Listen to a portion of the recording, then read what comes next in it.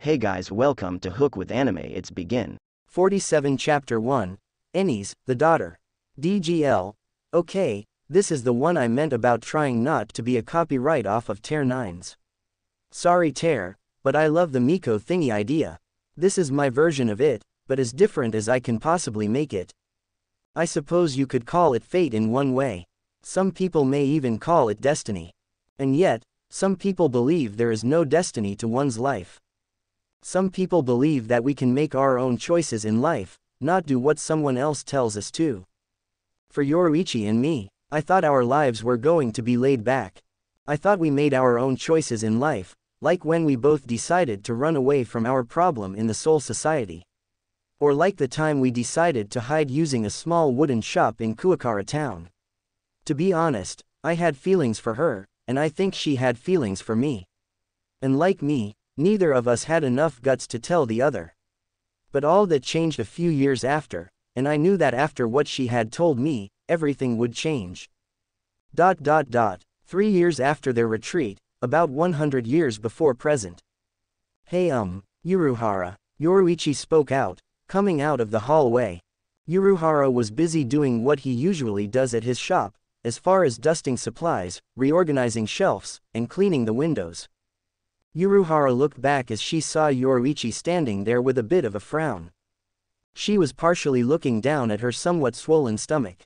Uruhara looked at it as she steadily rubbed it softly. Ever since her stomach has been growing, Uruhara and Yoruichi had been somewhat worried as to whether or not she was actually pregnant since, well, let's just saying something that happened about 2 months ago. Uruhara sighed a bit as he set the broom to lean on the side of the wall. He had a feeling that he knew what was coming, but was somewhat hoping that it wasn't. What's up? Uruhara asked, with the usual laid-back smile that he usually has. Yoruichi just looked at him, still frowning at the fact he wouldn't know it obviously by now. What do you think this is about? Yoruichi asked, a bit more sternly. Uruhara raised an eyebrow at this. Well, you're rubbing your stomach, and you don't sound so happy. I'm guessing it means you gained weight. Ha, Uruhara joked. The only reply he got was a kick to the middle of him. Now, usually when someone kicked him, he wouldn't have felt much. But when it came to Yoruichi and her powerful kicks, it was a pain in the ass to him. Sorry, he apologized, twitching his eyes in pain. Uruhara, this is serious. You know as well as I do about it, Yoruichi stated, but being somewhat softer when referring to the problem as it. Are you sure? Uruhara asked, somewhat hoping it was some cruel prank she was pulling on him from something he might have done. Yoruichi sighed a bit disappointingly as she softly put her arms around Uruhara's neck, leaning her head against his forehead. Start thinking of a name, Daddy, Yoruichi stated, as she slowly started to kiss him. Uruhara was shocked at this, but he didn't know what else to do. He could admit to himself that he was actually more surprised than shocked about the sudden case scenario, but it wouldn't have made much of a difference about the situation. The fact of the matter now was that she was pregnant, and there would be no way she would want to give rid of it. And to be honest, he himself wasn't that much into the idea of getting rid of it either. He decided for the time being to embrace the situation, as started kissing Yoruichi back. It was the least he could do, because he knew that in the future, everything would change for the both of them forever. 7 months later, and about 99 years before prescient, Yoruichi's scream filled the shop that night. Uruhara was somewhat thankful Tessai knew how to do something like this. If he hadn't, they would be in much deeper trouble if they had tried a normal hospital. They needed to keep their identities secret, and couldn't take any chances of the doctors finding out they weren't normal people. Yoruichi screamed in pain as the baby was being delivered. Uruhara was told to wait patiently outside the room during the time. He didn't bother arguing, knowing that Tessai knew what he was doing, or at least Uruhara hopped. After about pacing back and forth for about half an hour, Uruhara realized that the screaming had ended. He looked at the door curiously as it began to was standing there as the door had finally opened. He moved to the side as Uruhara walked through, leaving the room quietly as he slid the door shut gently. Uruhara grinned a bit as she saw Yoruichi smiling as well, before looking back at the little one covered in a green blanket. The baby seemed to be sound asleep at the time, and was completely nestled in the blanket wrapped around it. Uruhara sat on the side of the bed Yoruichi was sitting on, looking at the baby from her point of view. It was pretty much the size you'd expect any baby to be, and seemed to have a peaceful expression about it. "Well, you made it through," Uruhara commented. Yoruichi simply smiled a bit as a reply. "You know it's going to be hard from here, raising the kid, right?" Yoruichi asked, wanting to make sure Uruhara was confident in this. "Hey, I would have just walked away if I wasn't, now wouldn't I?" Uruhara replied. The both of them just chuckled at this for a few seconds, but looked back quite surprised as they heard the baby's cute little yawn. "Hey, got quite a lot of energy there, don't ya, little guy?" Uruhara commented, rubbing the baby's head. Uruhara looked back at Yoruichi as she giggled a bit loudly at what Uruhara just said. "What's so funny?" Uruhara asked. "It's a girl," Yoruichi replied. Uruhara chuckled a bit as he rubbed the back of his head. He was somewhat hoping for a boy. "You still need to name her," Yoruichi added. Uruhara sighed deeply. She knew that since she had to go through the pain of giving birth, he had to go through the pain of naming the child. And if there was one thing Uruhara knew he wasn't good at, or expecting, he knew that he wasn't really good when it came to naming kids. He rubbed his chin as he went into thought, thinking about a name. It took him about a minute before he thought of one. "Okay, how about Enies?" Uruhara asked. Yoruichi looked a bit surprised, actually seeing how that was a rather good idea. "If that's the case, Enies it is," Yoruichi replied, moving her head closer to Uruhara. "Let's kiss on it," she said silently, as the both of them kissed silently. Minor note here. I don't know what a soul's age is compared to that of a person's, so, for all intensive purposes, let's just say that 30 years equals 1 human year, k. Anyway, 90 years later, 9 years from present. As the years went by, Enies had grown. She had the purple hair she received from her mother, but was Caucasian. She was pretty much the same size as your average 3-year-old, but was a bit smarter than normal 3-year-olds. Heck, what can't you learn when you're 99 years old? Her eyes were green with a tint of light in them. She also had her father's laid-back kinda style, but also liked helping him around the shop when it came to cleaning. Within the years that the two raised Enies, they had been watching her carefully, just to make sure that she didn't show any signs of Shinigami-related powers growing. Luckily, there was one time where she actually flash-stepped by accident, mostly because he tried getting out of her nap time, but the worst it did was cause her to run right through the paper wall and she got knocked out after running into something. When she woke up, her parents denied everything, just saying it was probably a crazy dream. That was the only time they ever caught her using any Shinigami-related powers. The day today was shiny, and, as usual, Uruhara was sweeping the front of his shop. He looked up at the sky, sighing at how lonely it had been today. Yoruichi took Enies on a picnic because of the day, but Uruhara had to attend to the shop for the time being. In honesty, he didn't have much of a choice, or at least to him he didn't. He didn't want the chance of anyone recognizing either him or Yoruichi, and it's very rarely that they even go out at all. "I wonder what they're doing right now," Uruhara asked himself, knowing that whatever it was they were doing, it was probably more fun than what he was currently doing. Enies, Enies, where are you?" Yoruichi shouted through the woods. She thought to herself about how stupid she was at the time for losing her. They were up on a hill near some woods, and everything was going fine. Yoruichi and Enies brought sandwiches for the trip, with Enies' favorite toppings, regular butter and strawberry jelly. Yoruichi lost her attention though as the two of them saw some other kids with really neat-looking kites. She didn't even hear Enies running into the woods at the time.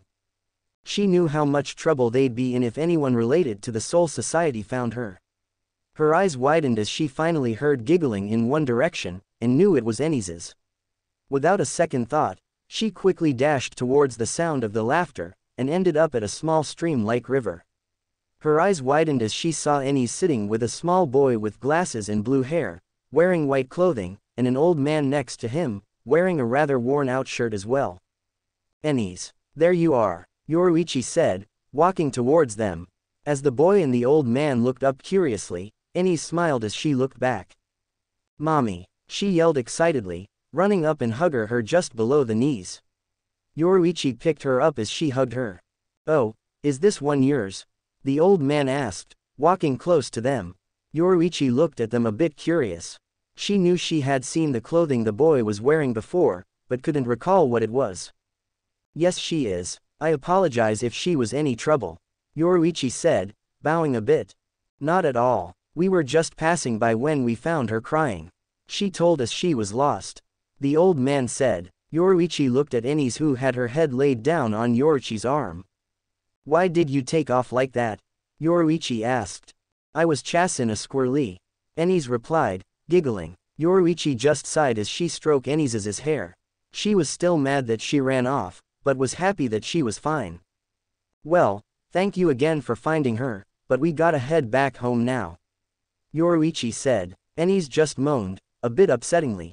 Ah, but why? Enies asked. Yoruichi just smiled as she leaned Enies's head against Yoruichi's shoulders. Because it's time you took a nap, Yoruichi said, as she started to walk away. Enies popped her head over Yoruichi, looking back at the other two and waving. Bye-bye, she said, moving her fingers up and down only as her way to wave. The boy and the old man next to him just smiled as they waved back. Once they were out of sight, the boy just looked at the old man a bit concerningly. Grandpa, you didn't even tell her the truth. Why? The boy asked. Because if we told her she stepped around here and tripped, don't you think she would have been even more worried? You saw the expression on her face, right? The grandpa asked, looking at Ishida. Ishida just turned his head to the side. He knew his grandpa had a point. Yoruichi was already worried about the fact her daughter was lost, and by the little girl's look, Ishida figured that Yoruichi might have a panic attack if she found out her daughter was using a Shinigami Shunpo technique. Then again, that would also mean that she was a Shinigami as well. Yoruichi just kept pondering the thought about the young boy and his grandpa. She knew that she had seen something like what they're wearing before, but as to what it was remained a mystery. She was also curious about how Enies ended up so far into the woods anyway. She's so small, and she would have needed a lot more energy to run super fast. Yoruichi lost her train of thought though as she felt Enies tugging on her shirt. Mommy, Enies asked. Yoruichi looked down curiously. Yes hun, she saw that Enies's eyes were getting watery. Sorry for running away, please don't be mad, Enies apologized, sniffling a bit as she held Yoruichi tighter. Yoruichi just smiled as she wiped Enies's face, seeing a teardrop roll down. Enies just continued to sniffle, a tiny bit louder. There hun, I'm not mad, I was just worried is all, Yoruichi said, bringing Enies's head softly to her chest. Enies sniffled as she closed her eyes sleepily. There is one thing I would like to know though, Yoruichi asked, causing Enies to look back curiously. Why were you laughing when I found you? Enies just smiled. The old man showed me a magic trick, Enies replied, growing a curious look on Yoruichi's face. A magic trick? What did he do? Yoruichi asked. He had a bow, then he shot a pretty blue arrow in the sky. It disappeared completely, Enies said, sounding excited. Yoruichi felt stunned as she realized it now. She remembered the clothes that the boy was wearing were Quincy clothes, and the two of them were Quincy's. However, she figured she didn't have much to worry over. She knew from history that those two were the last two Quincy's, and they'd bring no harm to them. Where are we going now, mommy? Enies asked. Yoruichi just smiled again. We're going home. Let's go see daddy. 47 Chapter 2. Enies, the Joker. The sun was down as the street lights filled the city.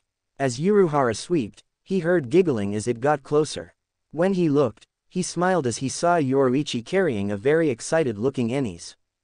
Daddy, she yelled, hopping off of Yoruichi and running towards him. Uruhara just chuckled to himself as he kneeled down as Enies jumped up hugging him. Yoruichi just giggled at the sight. Well, you two look like you had fun, Uruhara commented as he stood up, holding Enies. Yup, I saw a squirrely today, Enies said happily. Oh, I hope it wasn't a monster squirrel, Uruhara mentioned, growing a curious look on Enies's face. Why's dat? She asked. Because it's always the monsters that seem to get at ya, Uruhara yelled, beginning to tickle Ennis ferociously. Ennis laughed in delight as she was being tickled to death. Ennis tried to push her father's hand away, but she was obviously no match for the monstrous claw that would keep tickling her to death. After about a minute of it, Uruhara stopped, deciding to give his daughter a break. "Alright you two, it's time for bed," Yoruichi said. "Ah," Uruhara and Ennis moaned. "No complaining. It's time for little one's sleep," Yoruichi said, gently taking Ennis from Uruhara. "Ah, but mommy," Ennis complained. Yoruichi sighed at this. She couldn't help but find it somewhat cute whenever Ennis called her mommy. "Yeah, come on mommy," Uruhara joked. Yoruichi rolled her eyes playfully Uruhara before looking back at Ennis. Yoruichi sighed even more as Ennis started showing her puppy-eyed trick on her. If Yoruichi had any weaknesses at all, it would be whenever she tried to use her puppy eyes on her. Yoruichi looked back at Uruhara, moving her eyes towards Ennis to give him a sign that she needed help as of now. Uruhara scratched his head before he thought of an idea. "Oh okay, you can stay up for as long as you want," Uruhara answered. "Yeah," Ennis cheered, throwing her arms up in the air. "But," Uruhara started, catching Ennis's attention, "you just have to ignore us if the two of us start kissing and telling how much we love each other, right honey?" Uruhara said, softly grabbing Yoruichi's chin. As Yoruichi flashed her eyes, Uruhara made kissy noises as he brought her lips closer to his. Ennis groaned in disgust as she hopped off of Yoruichi. "Good night," she yelled, running inside the house. Yoruichi and Uruhara just laughed as they saw their plan had worked, and that Ennis still had the childlike attitude of a normal kid. "So, what did you two do today?" Uruhara asked, as he opened the door for Yoruichi. "Well, Ennis kinda took off when I wasn't looking, and then she met up with Quincy's," Yoruichi commented. "Oh, sounds very interesting. I haven't seen a Quincy in over 200 years, Uruhara commented. "Well, by my guess these two are probably the last. I don't think they'll be much trouble though. It's just a boy and some old geezer," Yoruichi added. "Well, let's just be a little more careful next time. Night Yoruichi," Uruhara said, as the two of them hopped into bed. "Night Uru," Yoruichi replied. Before they had completely tuned out for the night, they pecked each other on the lips, then headed off into a good night's sleep. The night was brittle and quiet. Almost every building, house, and store included, had turned the lights out for the night.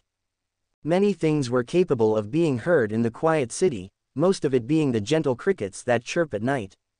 Even though not many people were up, the occasional sound of a car passing by filled the city every now and then. But something else was different. Ennis was woken up to the sound of a strange noise that night. She was wearing her pink pajamas as she hopped out of bed. When she looked around, she noticed no one was there. Hello," Ennis said into the empty darkness, a bit frightened. As she really tried to concentrate, she could have sworn that she was hearing breathing, but she couldn't tell where it was coming from. She turned to a different direction of the room little by little in order to really concentrate on where it was coming from.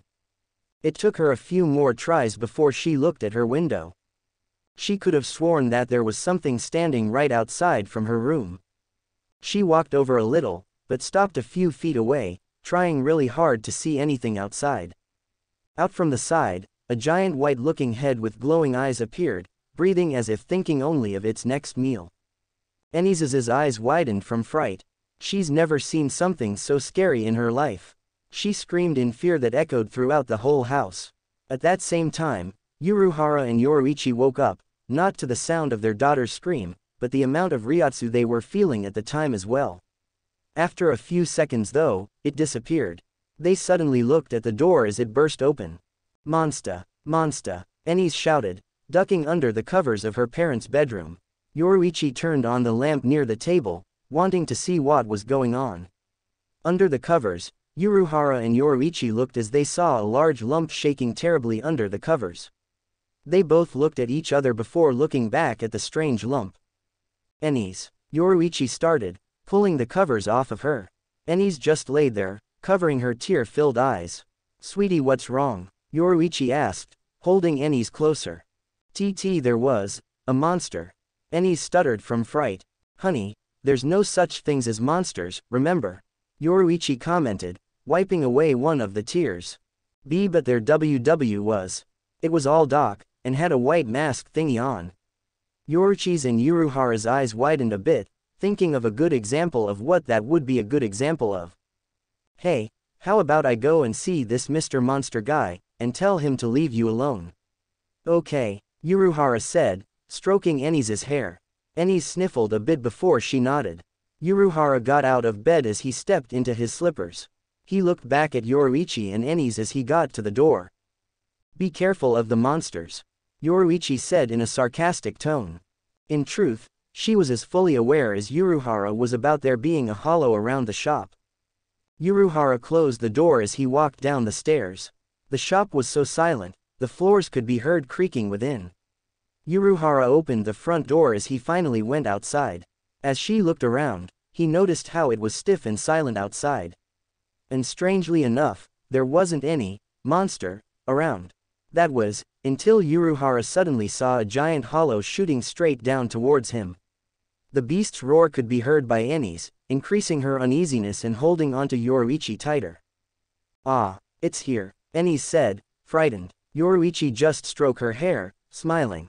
Come on Enies, there aren't any monsters around here, Yoruichi said, softly. Their attention shifted as they heard the door suddenly opening.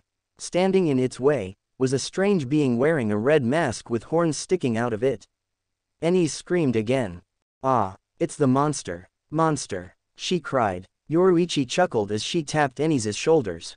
Maybe you should take a better look at the horrifying monster, Yoruichi said, pointing. As Enies looked back, her eyes widened as she saw Uruhara standing there with a grin, holding a monster mask. I found it in your room, honey, Uruhara said, walking over to the bed. He set the mask down to the side of the table as he walked over to his bed. Enies sniffed a bit. That wasn't viewy funny daddy. Enies yelled a bit. Yoruichi just chuckled as Uruhara rubbed the back of his head.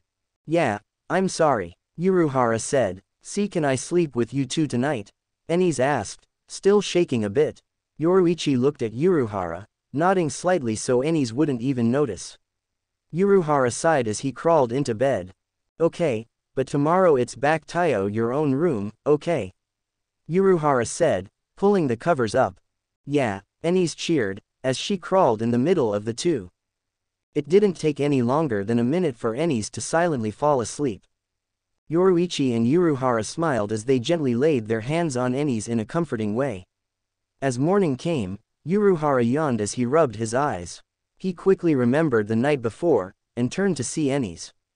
But, to his surprise, Enies was gone already. He looked around till he noticed that the door was somewhat opened. He sighed as he walked towards the door about to open it. But before he did, he noticed that there was a cookie on a paper plate. As he looked more closely, the cookie was tied to the end of a string. Following the string, he noticed how it went up to above the door, and on the very top there was a bucket, expectedly full of water. He chuckled to himself as he figured Enies was getting back at him for scaring her the night before. When he concentrated, he caught Enies looking at him from the end of the hallway before hiding behind the wall again. He looked back as he heard Yoruichi yawning. It didn't take her that long to see the cookie in the bucket, and began thinking exactly what Uruhara was thinking. Wow, look at this Yoruichi, someone left me a cookie, Uruhara said, just loud enough to purposely let Enies hear. Enies looked from the side of the hall again, covering her mouth to keep herself from laughing. Wow, aren't you lucky? I sure wish I could have one, Yoruichi mentioned, winking. Uruhara winked back as he got the idea. Well, here, you can have this one, Uruhara said, causing Enies' eyes to widen. She didn't want to get back at her mom, she wasn't to get back at her dad.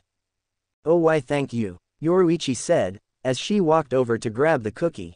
Before she could though, Enies grabbed her mother's arm. Wait mommy, no, she yelled. Yoruichi looked at her curiously. What's wrong Enies? It's not like someone is trying to pull a prank, right? Yoruichi said, causing Enies to grow even more nervous.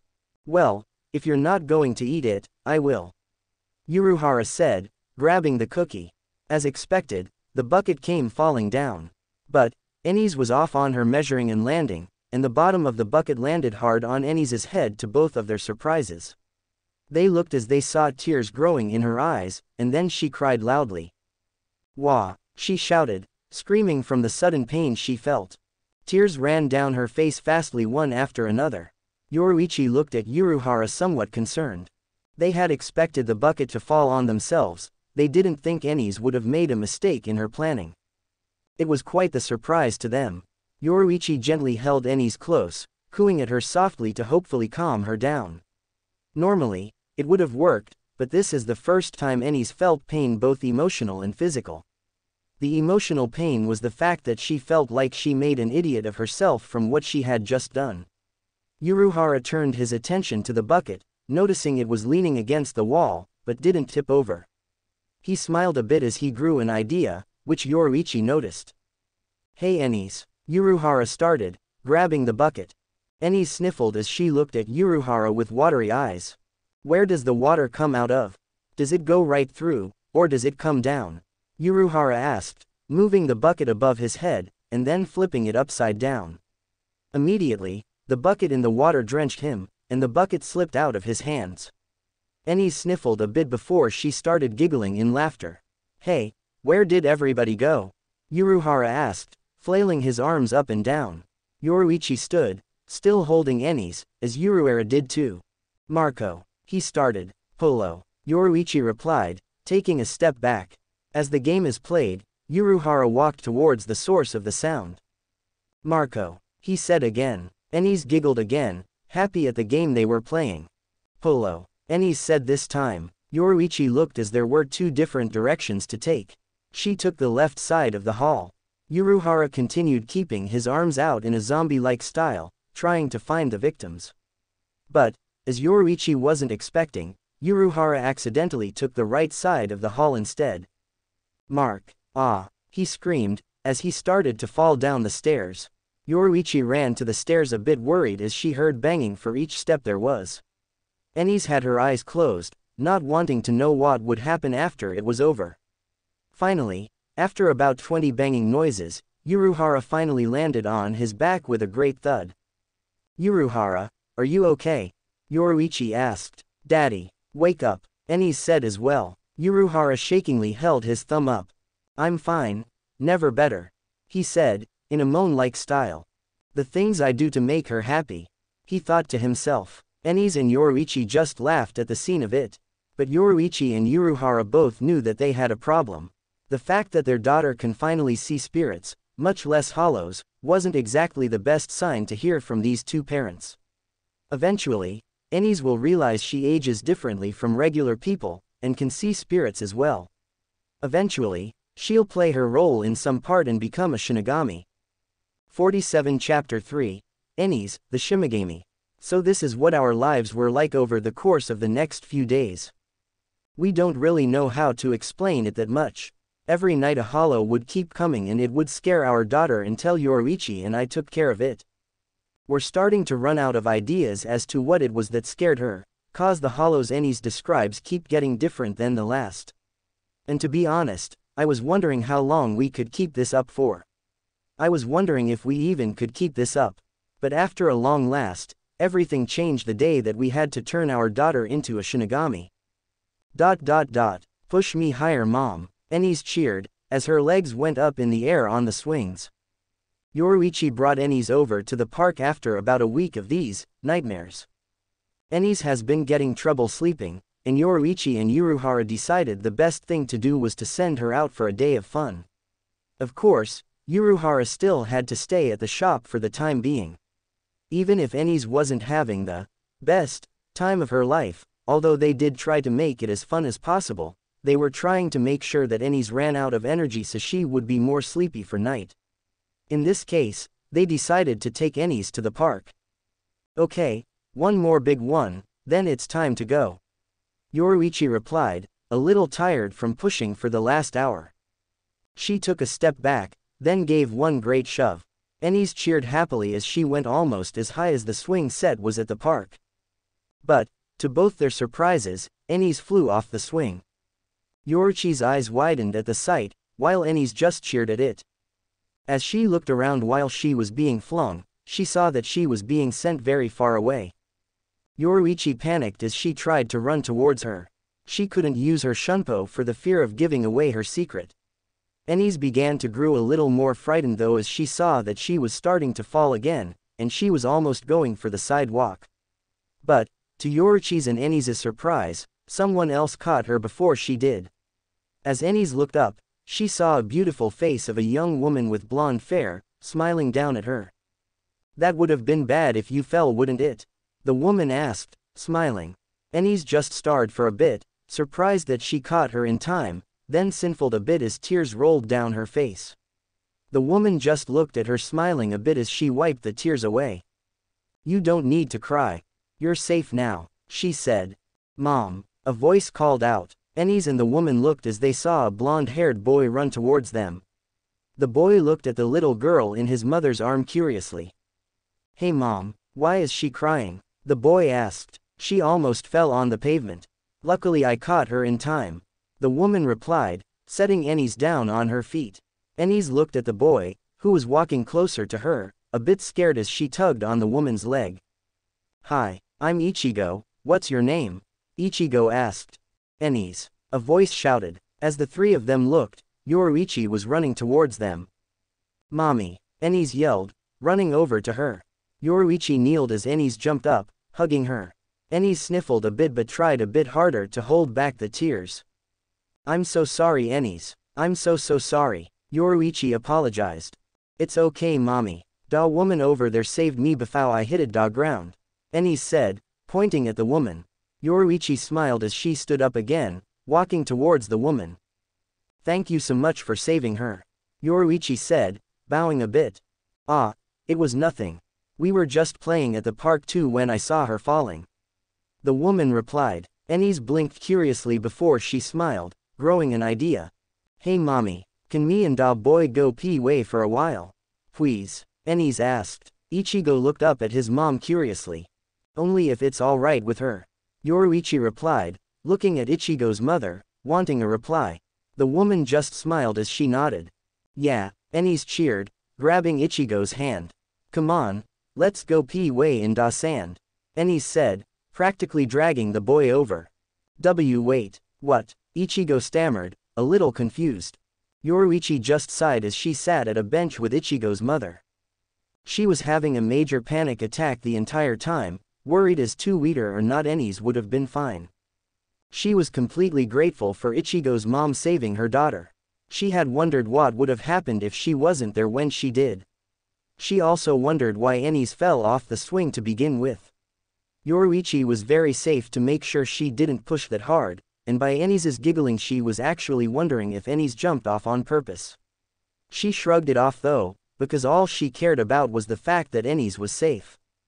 "Hey, you okay?" the woman asked, seeing Yoruichi staring into space.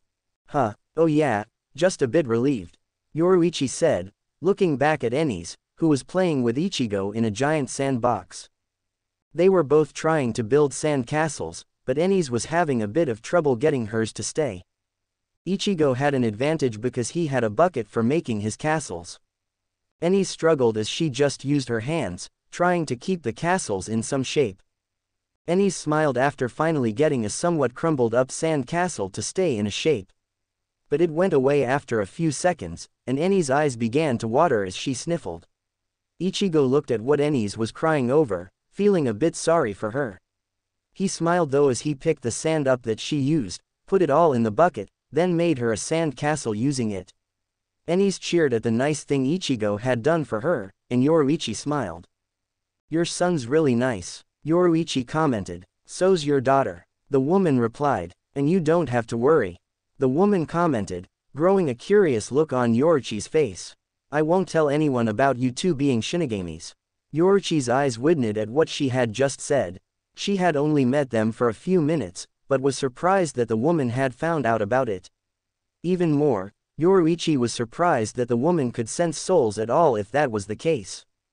"Look, I don't want any true," Yoruichi started, being a little defensive.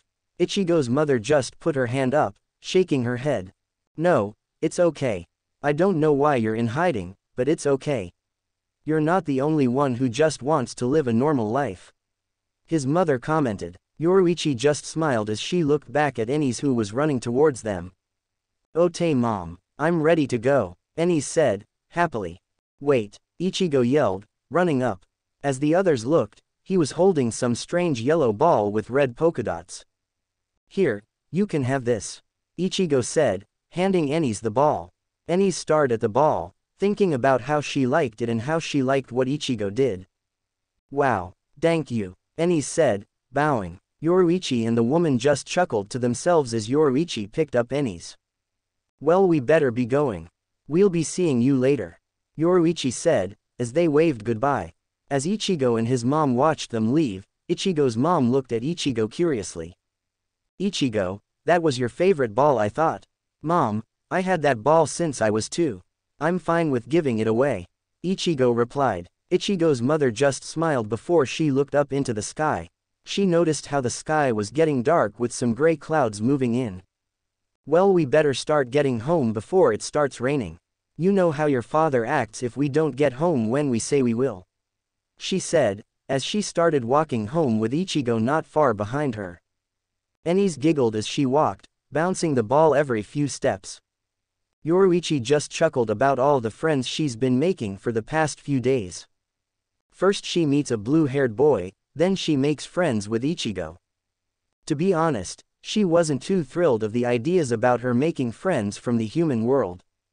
The last she would want is to see that she ages differently than other kids.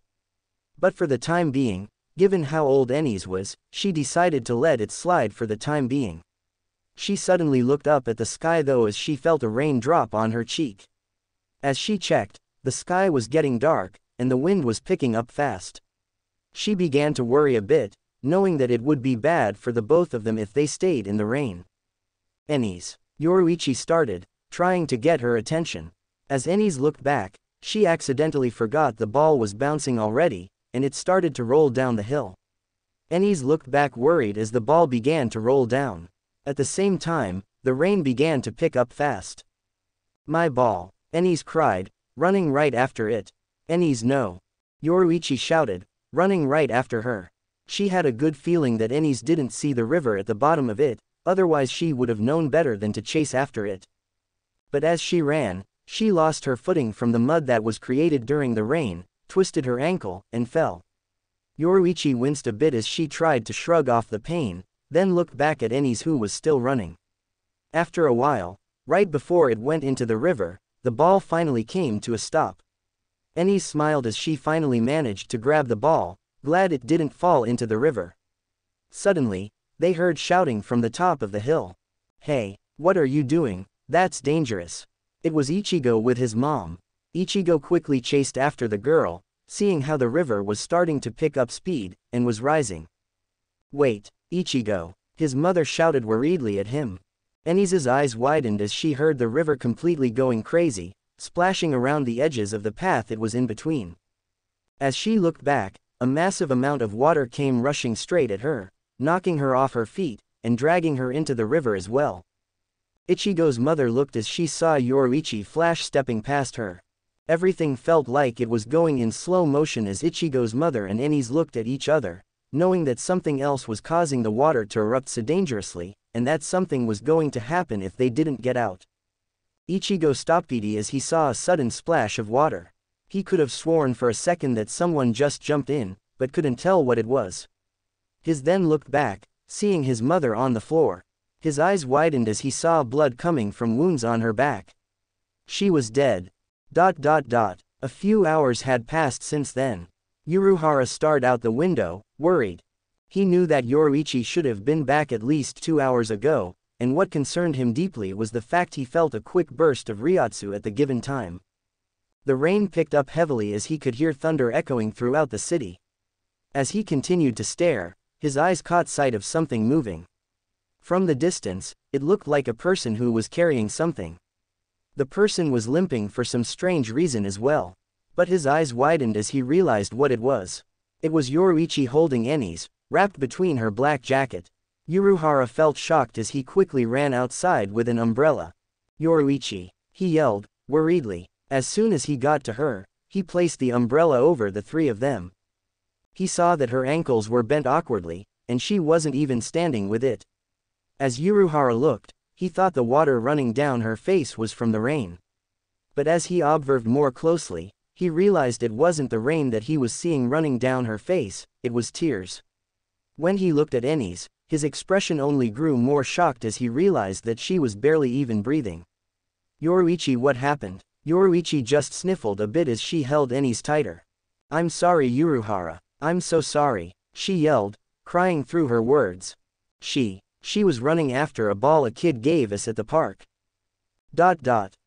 She. Yoruichi kept stuttering. Uruhara placed his arms around her, trying to help calm her down. He placed her head under his chin as he stroked her hair, soothingly. She ran to the river when it rolled. It tried running after her, but I ended up twisting my ankle. The river's current pulled her in. I couldn't get to her in time. I jumped in after her. Uruhara shifted his attention to the quiet Enies. She was barely breathing the entire time that Yoruichi spoke. Come on, let's get the two of you outside, Uruhara said as he helped Yoruichi walk inside. As he helped Yoruichi sit on the futon, he held Enies to get a better look at her. Just as he thought, Enies was barely breathing, and when he checked her pulse, it was beating slower and slower than the last beat. As he looked back, he could see Yoruichi wiping the tears away with the back of her hand. He stepped in front of her, grabbing her attention. Yoruichi, Uruhara started, with an unusual look. Yoruichi's eyes widened as she knew what he was thinking. No, she shouted, standing. You know we're at high risk here as it is. What you're asking her is. She couldn't even continue her sentence as she just burst into tears. Uruhara wrapped his hand around her, hugging her tightly. They knew it was a gamble, but they didn't have any choice. Just because they knew that she was already part Shinigami, she didn't know how to use spiritual energy and such. They needed to teach her as of now to use the power of a Shinigami, seeing how it would be the only way to save her life in time. They needed to turn her into an official Shinigami. Uruhara pushed over the crates and boxes that led to a hidden door in the floor. The door led to an entirely lit room that was practically 3 times the size of the shop. Yoruichi followed behind him, holding Enies closely in one arm, as she descended from the ladder. Yoruichi felt a tear rolling down her own face, but could not stop it. The chance of their daughter making it through this was slim, but they had no other option. It was either that or she would die. As she finally stepped through, Enies woke up, but was quietly breathing. She slowly opened her eyes, noticing how everything was blurry. All she could make out was her mother's head who was blurry. Mommy, Enies moaned. Yoruichi wiped her tears away, not wanting to show Enies she was crying. I'm here sweetie, Yoruichi replied. Where are we? Enies asked, looking around the room. Yoruichi, Uruhara stated, catching her attention. He nodded to give her a sign, telling her it was time. She nodded back sadly as she kneeled. What's going on mommy? Enies asked. Yoruichi just smiled. Do you think you can stand honey? Yoruichi asked. Enies gave a slight smile as she nodded. Yoruichi gently set Enies to the floor. Enies wobbled a bit as she tried to get her footing, but was eventually standing straight. Hey Enies, Uruhara said to get her attention. He kneeled so he was standing on the heels of both of his feet. Enies smiled a bit as she saw him. Hey daddy, Enies stated, before she began to cough. Uruhara paid attention, knowing that her condition was worsening. He took his cane out as he had it pointed directly at her head. Enies looked at it curiously, never seeing it before in her time with him. Okay hun, you might feel weird at first, but it'll pass on quickly. Uruhara stated.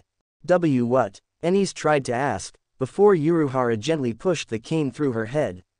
Instantly, Enies began feeling lighter as her soul was just split from her body. Enies opened her eyes, feeling weird at first before looking back. Her eyes widened as she saw a large chain in the middle of her chest, stretching all the way to where her body was. But, to her shock, the body appeared to be a strange doll-like body. Enies's eyes started to water, as she was being struck with fear. What's go? Enies started, but stopped as she began to breathe heavily. She put her hand to her chest as she was breathing harshly, then looked back as she felt her father's hand on her shoulder. Just take it easy. First just breathe deeply. Breath in. Uruhara started, breathing in to show her. Enies wanted to complain about the current situation, but couldn't. She could barely breathe at all. She decided to do what her dad said for the time being, and breathed in. And out. Uruhara added, breathing out. Like before, Enies did the same thing. They kept on doing this for about 5 minutes before Enies could finally breathe normally. Uruhara smiled, seeing how they made progress. Enies sighed at last, seeing how she could finally breathe. Good job, just like your old man. Uruhara said, rubbing Enies' hair. Enies didn't smile though, being worried about everything. Daddy, why's my body over there? Why do I have a chain in my chest? What's going on? Enies complained, tears rolling down her face. Uruhara just smiled as he picked Enies up, and set her on his knee. Look, first off Enies, this is your real body. That was just a faux body you've used since you were born. Uruhara answered. Enies looked at it, still in a bit of shock, then looked back at her dad curiously. What's a false body? Enies asked. Enies, your mother and I are soul reapers. We aren't regular people, Uruhara said, taking out his cane. Enies looked at it curiously, before gasping at the sight of her dad taking a hidden sword out of it. She gasped even more as it grew a strange aura around it, shimmering a red light. But, what's a soul reaper? Enies asked. You know those monsters in your sleep. Those were real monsters Enies, not fake ones. Your mommy and I have been protecting you since they started appearing. That's what a Shinigami does Enies. We protect people from those monsters, or hollows, is what you should call them. Uruhara said. He decided to give Enies a minute to let it all sink in. Telling your daughter nothing but lies for over 90 years is a real strain to Uruhara and Yoruichi, and they didn't know any other way to react. Surprisingly to Uruhara, Enies didn't cry about it. I thought you'd take it more harshly. Uruhara said, as Enies looked back. Well, I am but. Her eyes started to water, which Uruhara thought wow'd happen. How do I know if I can trust you two anymore?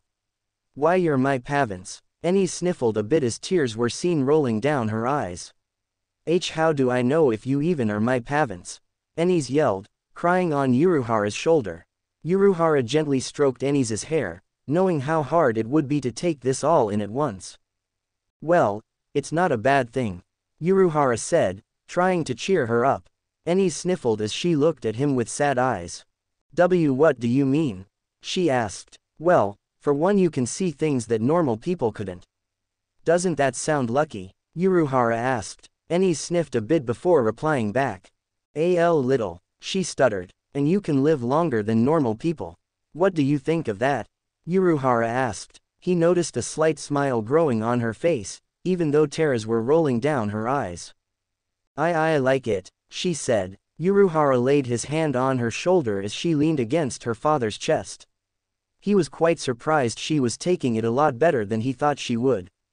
If it was him, he would actually be taking it a lot more worse than Enies was taking it right now, not knowing anything about your life for 90 years when everything else around you changes. Suddenly, the two of them started hearing electrical sparks of the Gigai suit. Uruhara had completely forgotten about it. Okay Enies, listen. The only way we can save you is if you become a soul reaper. Uruhara mentioned as he stood. Enies looked at him a bit confused. But why? Enies asked. Before Uruhara could answer in time, the faux suit exploded, taking too much damage from the river. Enies felt like her whole body was echoing as the chain connected to her started to shake violently. Enies screamed as a high amount of Ryotsu began to swirl around her violently. Damn, Uruhara thought to himself. He thought he had enough time to explain the situation to her before the suit exploded. If he had enough time to tell her everything and sever the chains, she would have had more time to do this. Enies wriggled out of her father's grip as she began shaking back and forth from the strange mask-looking thing growing around her face. Yoruichi finally appeared at Uruhara's side.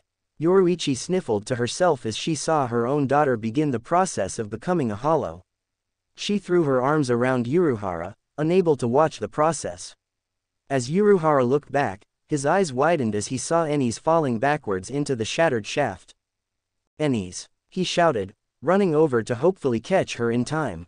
If she landed before she could turn into a Shinigami, she'd die then. They wanted her to have as much time present to her as possible. It was too late though, as Enies had already began falling down into the darkness before Uruhara caught her. Meanwhile, in the recesses of Enies' heart, Enies slowly opened her eyes as she woke up. As she looked around, she noticed she was standing in what appeared to be a field of flowers, with a giant tree in the middle of them. She also noticed that there was a sun up in the sky. She looked down at the row of flowers around her, noticing a beautiful array of colors from orange, pink, red, blue, yellow, and violet.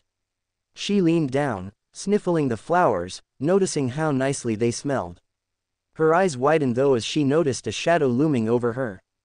She turned around quickly, seeing a tall-looking woman with orange hair. She was wearing a green kimono and black sandals. Enies gulped, having no idea who she was, or where herself was. "Hi," the stranger said, patting Enies' hair. Enies smiled a bit, noticing the person was friendly. Hello," Enies replied hesitantly. Who are you?" Enies asked. The woman looked at her curiously before looking around the field. She noticed that the place was beginning to crumble away into nothingness, all getting closer to the two of them. "Look, there isn't much time to explain. You need to find me in the flowers," the woman said. Enies gave her a confused look, mostly because the woman was in a field of flowers, and was acting like she wasn't even there. The woman chuckled a bit. "I meant find a ribbon of mine in the flowers," the woman added. "Oh," Enies replied, finally understanding what it was that she meant. Enies looked around curiously, trying to find her ribbon. Her eyes widened as she saw that the place was crumbling around her. She didn't know what to do, but her instincts told her to do what the woman asked her to do. She looked around more frantically, searching for the ribbon. The difficulty about it was the fact the flowers all looked like different colors, and Enies didn't know where to find it. By this time, the world around her was crumbled down to everything within 5 feet around her. Enies thought quickly, wondering why it was a perfect circle around the area. If there was one thing Yoruichi taught her, it was how to react fast in thinking problems. Enies concentrated as she tried to find the center of the entire place. She blinked curiously as she saw some strange red ribbon sticking out. The world was now only 3 feet big. Enies quickly grabbed the ribbon, giving it a tug. Then, everything around her shined a bright light. Back in reality, Enies' screams echoed throughout the entire shaft. Uruhara's eyes caught interest though as he noticed a strange gleam coming out of Enies' mask. His eyes widened as he knew that her Ryotsu was bursting out. She quickly grabbed Yoruichi and ducked down just as a huge explosion covered the entire shaft, and everything within a 20-foot radius of it. As soon as the dust cleared, Uruhara and Yoruichi looked back at the shaft. Uruhara helped Yoruichi walk towards it, due to the fact she had a twisted ankle, and the both of them peered deep inside of the shaft as they tried to see inside. To Uruhara's displeasure, he couldn't see anything within it, and it worried Yoruichi more. She quickly jumped down in fear of losing her daughter. Uruhara quickly dove down at quicker speed, catching Yoruichi before she fell. He didn't want to take the chance of her making things worse by landing on her foot. Even after he caught her though, she looked around frantically, worried about not seeing anything. Where is she?" she yelled, limping as fast as she could to see if she was anywhere. There was nothing. Yoruichi dropped to her knees and hands in disbelief of the situation. "Eniese," she shouted, tears rolling down her eyes. Uruhara just closed his eyes, as he couldn't help feel sadness too, and felt a tear of sadness rolling down his eyes. He had thought that she had done it, but assumed as of now that it took too much out of Enies, and she couldn't manifest properly. But just as he was about to give up all hope as Yoruichi had, he sensed something coming from above. As he looked back, he grew a wide smile across his face as he saw something heading towards them. "Yoruichi," Uruhara said, rubbing her shoulders. Yoruichi wiped away her tears for a moment, looking back at what Uruhara was looking at. Her eyes widened, somewhat in disbelief, other part shocked, at the young giggling girl that was falling down. She had her arms out as she soared down, laughing. Hi mommy, Enies yelled. Enies. Yoruichi shouted, quickly grabbing the falling girl. Yoruichi hugged Enies tightly, overfilled with joy that her little girl was still alive. Way to go sport, Uruhara congratulated, rubbing Enies' hair. He looked back at her though as she made some weird breathing noises, then tapped Yoruichi on the shoulder to get her attention. As she looked, she saw her daughter changing from blue to purple from having the air squeezed out of her. Yoruichi blushed a bit as she loosened her grip, and Enies gasped as she could finally breathe again. Dad was way too hard mommy, Enies complained. Yoruichi smiled for a bit, before being startled by Uruhara who was lifting her up. He quickly jumped with one massive leap out of the shaft and into the light. As the two got a better look at their daughter, her clothes had changed. She had a green kimono with pink flowers on, and the colors of her sleeves and neck hole were very lightly green. See mommy, now I'm a Shimahime, just like you too. Enies cheered. Yoruichi just sniffed as she hugged her daughter lightly again, still thankful for being alive. Oh Enies, Yoruichi said, grabbing her attention. Yoruichi ruffled around her pockets before she pulled out a yellow ball with red dots on it. Enies smiled as she quickly grabbed it. My ball, she cheered, squeezing it a bit to make sure there was air in it. Sure enough, there was. Uruhara looked at it closely. Where'd you get that? He asked. It was from a boy who almost went into the river to save Enies. She met him at the park this morning. I feel sorry for the boy though. Yoruichi started, unexpectedly causing a tear to roll down her eye. Enies looked at her mom curiously, then wiped her tear for her to Yoruichi's surprise. Please don't CWY mommy. I don't like it when you CWY, Enies said, growing watery eyes. Yoruichi just smiled as she hugged her child some more. I'm sorry Enies, I promise not to cry in front of you anymore. Yoruichi replied. Hey, why don't we go out for ice cream? Doesn't that sound good hun? Uruhara started, touching Enies' shoulders. But, to his and Yoruichi's surprise, she was fast asleep, snoring a tiny bit. They both just smiled as they decided to turn in for the day, although it was really night outside of the room. They were just happy to have their angle back. An hour had passed, and the Kurosaki residence was filled with tears that night. Ichigo felt the worst about it, feeling that it was his fault in the first place that his mother died, mysteriously. In the middle of the sadness though, there was a ring at the doorbell. Isshin, not wanting to disturb his children anymore, walked over to the door and opened it. It was still raining heavily outside, but no one was around. He scratched his head confused for a second before he looked down, noticing the bundle of roses all bundled together. In the middle of them, there was a note on it. He picked up the flowers and read the note to himself. It read, Dear Kurosakis, I am eternally grateful of your son, and promise to repay you someday. Hope these flowers help. Sincerely, Animinus. Isshin smiled a bit as he smelled the roses. Sure enough, they were beautiful, and smelled great. As he closed the door quietly, Uruhara and Yoruichi smiled as they heard Isshin telling his kids about the mysterious flowers. Yoruichi put her arms around Uruhara as they began walking back. While they walked, Yoruichi looked down to the little girl sleeping, cradled in her arms.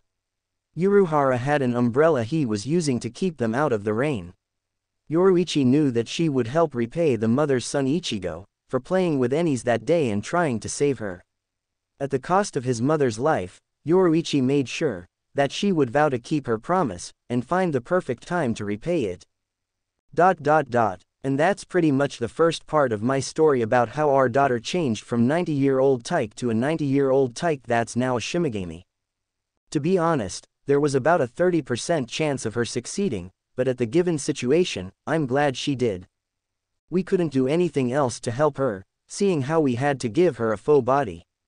Over the next 9 years, we helped Enies control her spiritual powers, and figure out her Zanpakuto's name.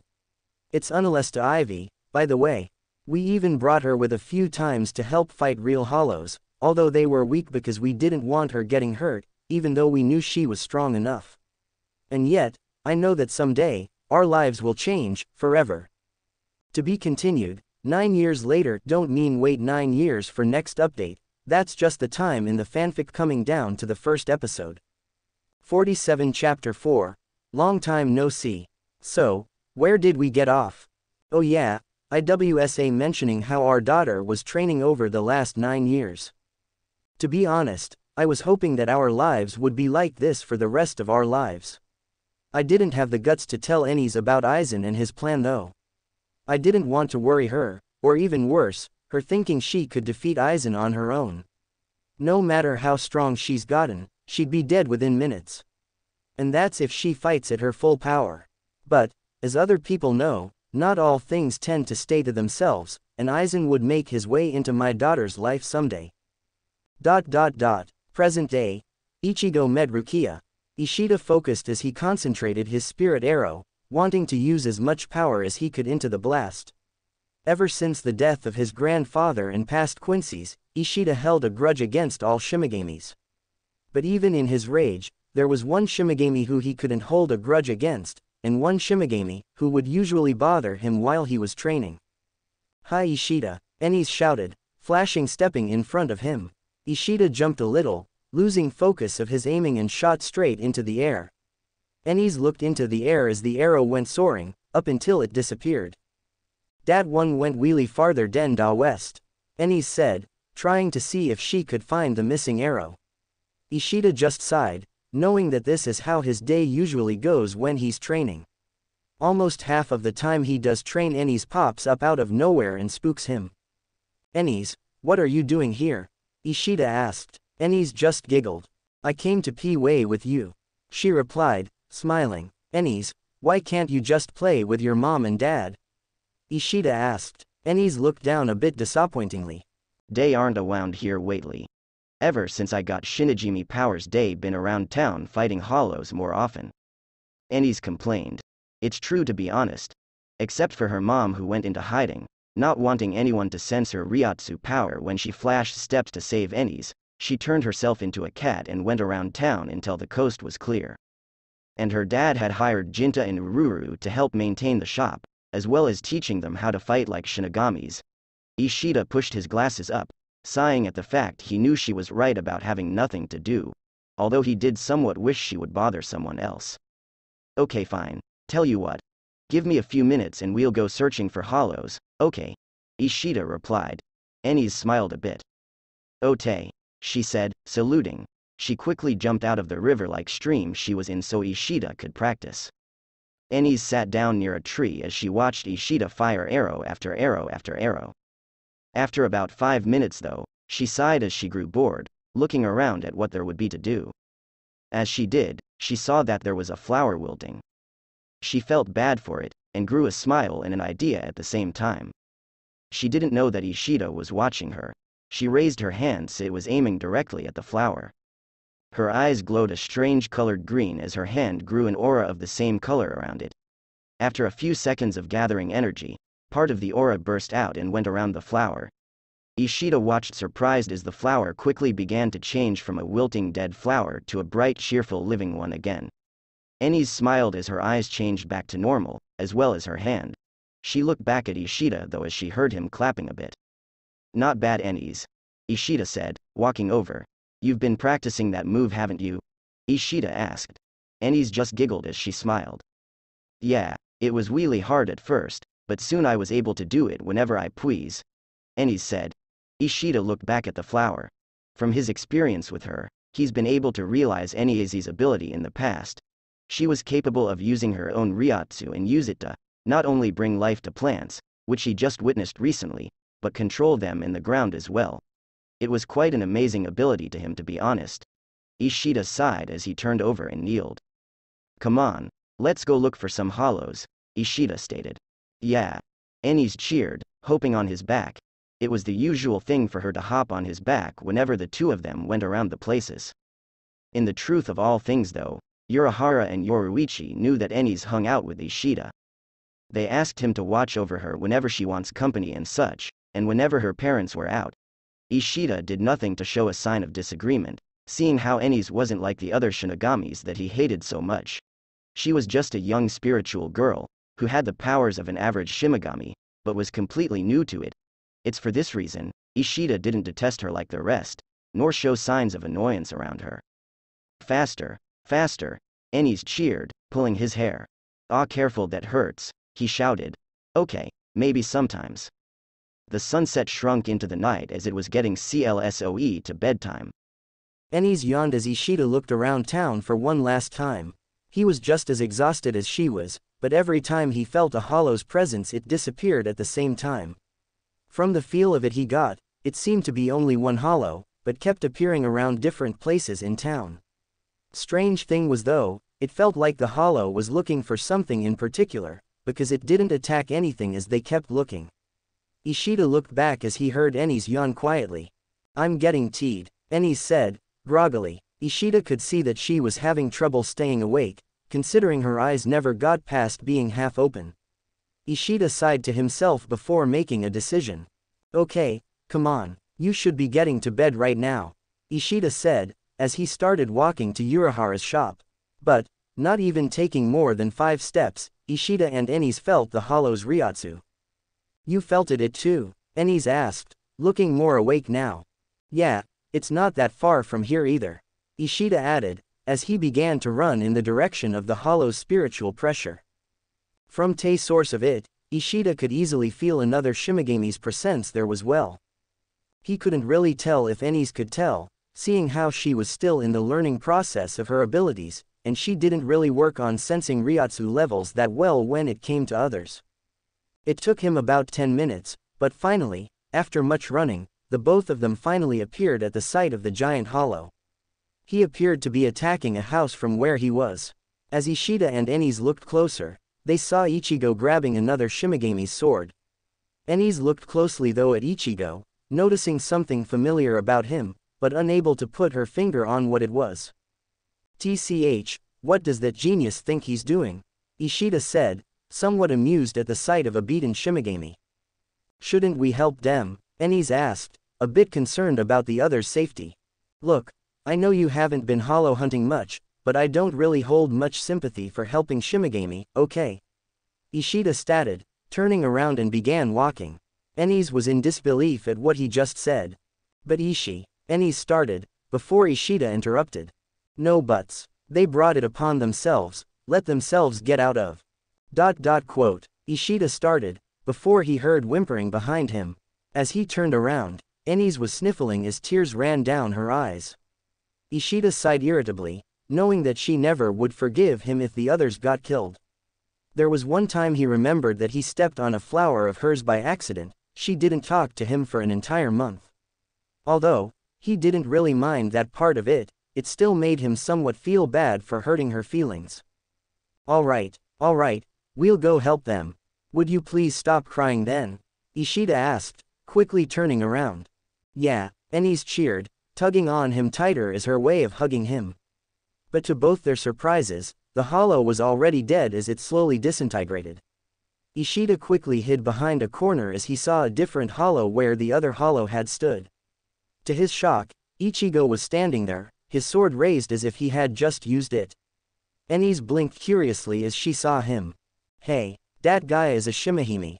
Enies yelled, surprised. Hey Shimi, Enies shouted, trying to get his attention.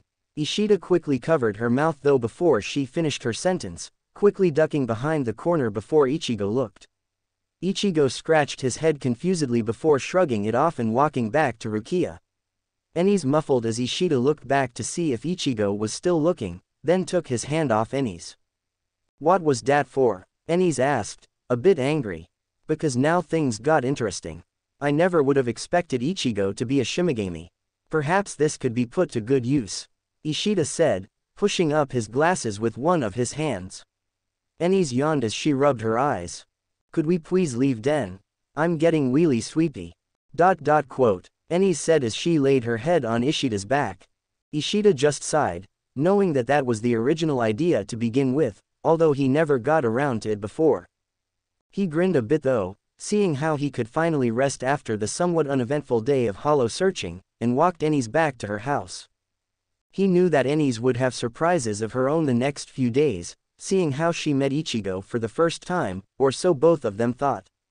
After about 10 minutes of walking, Ishida shook Enies awake as they had finally reached their house. The lamp lights were on since Uruhara knew that Enies was outside with Ishida, waiting for her to come home.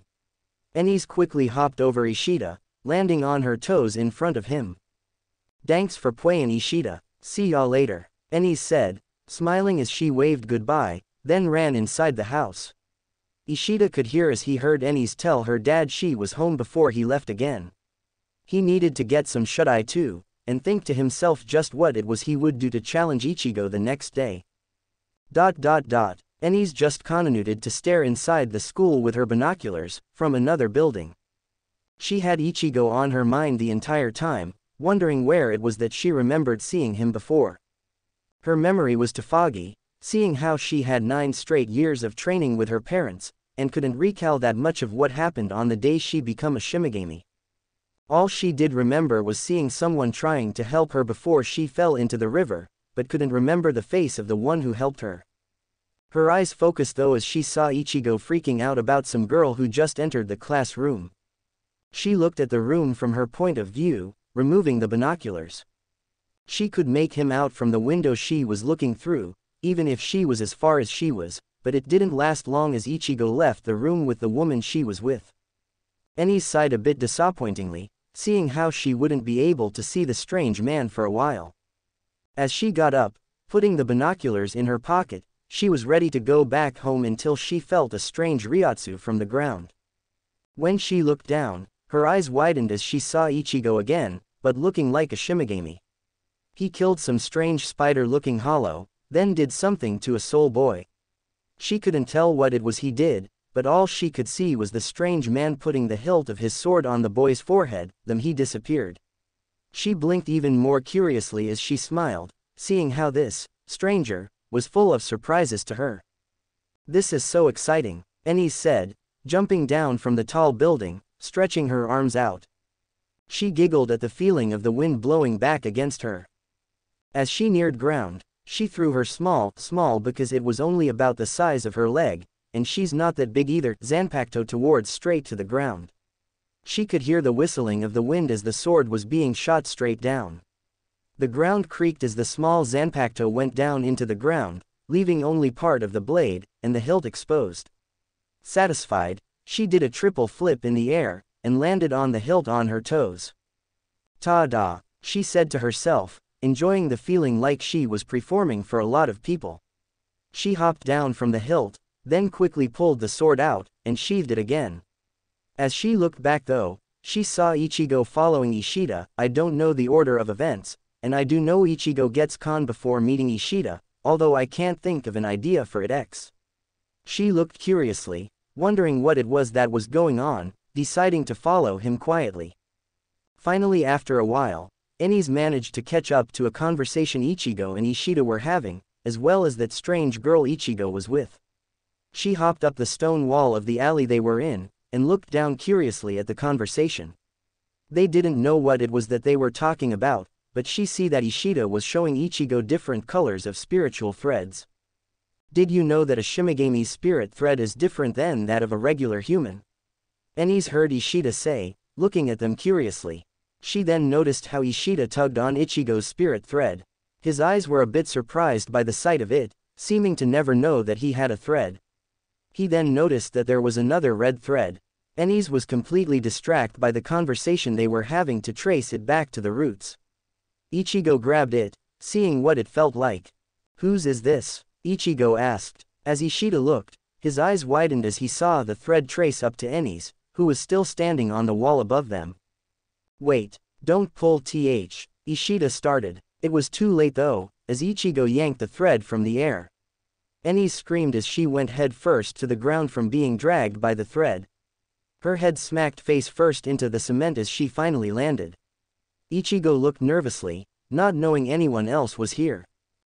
Whoops. Hey, are you okay?" Ichigo asked, walking over to her. He looked curiously as he saw her shaking, until she finally lifted her head to reveal tears rolling down her eyes. He felt a lot of sweat drop for what he had just done. Why you?" Enies started, sniffling. "You hurted me," she shouted, crying. Surprisingly to the three of them, her spiritual pressure increased dramatically for a second before going back to normal. Ichigo's eyes widened though as he recognized the face of the crying girl. At the same time at the Uruhara shop, Uruhara raised an eyebrow as he felt the strange Ryotsu, knowing it was his daughter's. He knew from the time to time, after she acquired her powers, whenever she got really upset about something her Ryotsu would burst for a few seconds before changing back to normal. Back at the group, Ichigo scratched his head as he began feeling guilty for what he did, and reminiscing about the past. He remembered 9 years ago when he first met the girl, who was crying in his mother's arms when they met. He also remembered how she started to cry as she tried to make a sand castle to no success. He kneeled a little closer to her, looking at her closely. "Enies?" Ichigo asked. Enies stopped crying for a bit, with tears still rolling down her eyes and sniffling. She looked at him a bit confused as to how he knew her name. "Who are you?" Enies asked, still sobbing. "It's me, Ichigo. Remember, I met you 9 years ago," Ichigo said, stroking her hair to hopefully calm her down. Enies sniffed for a bit as she stood up a bit, but wobbled as she did, because her body was dizzy from the smack to her head.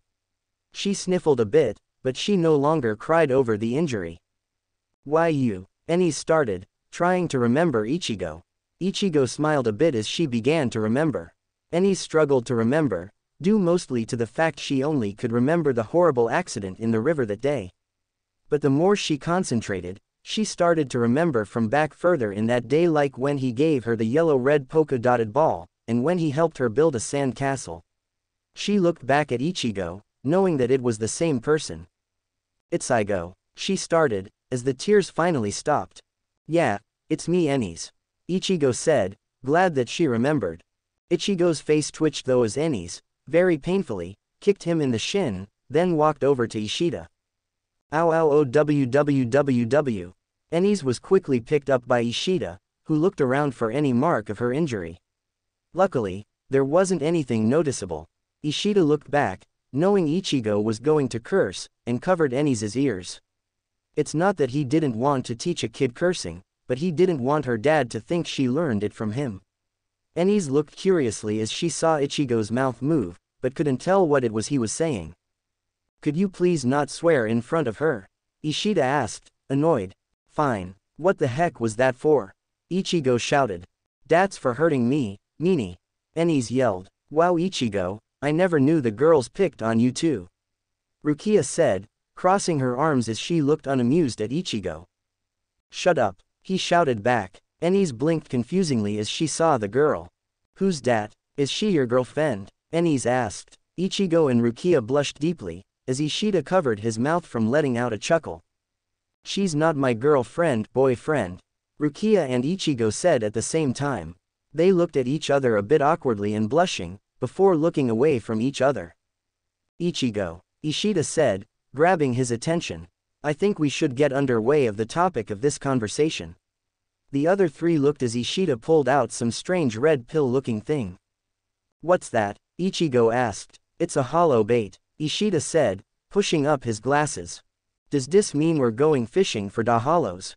Enies asked, causing Ishida's sweat to drop behind her head. "Not that kind of bait, Enies," Ishida answered, setting her down on her feet. Rukia's eyes widened as she grew an idea of what Ishida was planning. "Here's the rule of the game, Ichigo. Whoever kills the most hollows win." And with that, Ishida crushed the pill in his hands. Almost instantly, all around Karakuru town, black portals began to appear in the area. Uruhara looked in the sky as he saw the portals as well. He knew that someone used a hollow bait, but had no idea who. All he was concerned about was Enies' safety.